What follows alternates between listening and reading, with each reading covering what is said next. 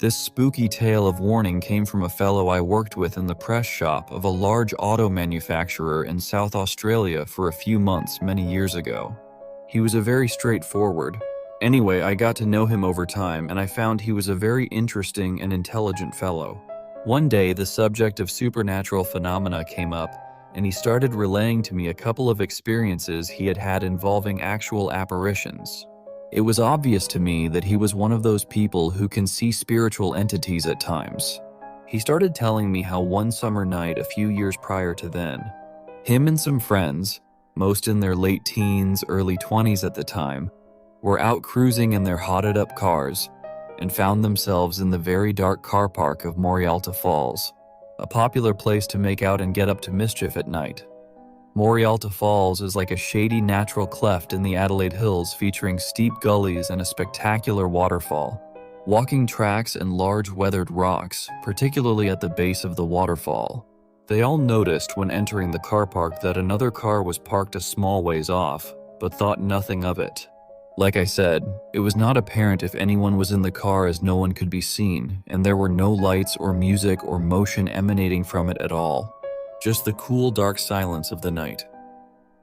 They began getting out of their cars, drinking sodas and talking and laughing and all that jazz when all of a sudden everyone went silent. A distinct sense of foreboding fell upon everyone simultaneously, followed by a sudden drop in temperature and the appearance from nowhere of a mysterious mist seeming to flow out of the darkness. They were frozen in place with terror as a large dark form silently emerged from the mist. An early 1900s black horse-drawn hearse, except with no horses. It glided silently through their midst while they stared in disbelief.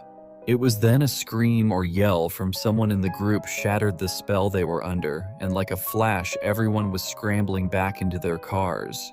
It was late the next day, the experience fading from mind when the guy who told me this story was watching the news. There on the screen was a picture showing the car they had seen the previous night, much more distinguishable and ordinary in the early bleak morning light. But this time surrounded by crime scene tape.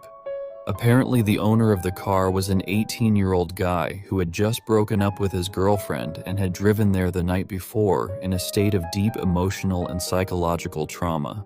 Unable to come to terms with his loss, he had decided to take his life by throwing himself from the highest part of the waterfall hundreds of feet down onto the hard rocks below. To me, it suggests that death is not the end, and suicide is a dangerous way to go at best.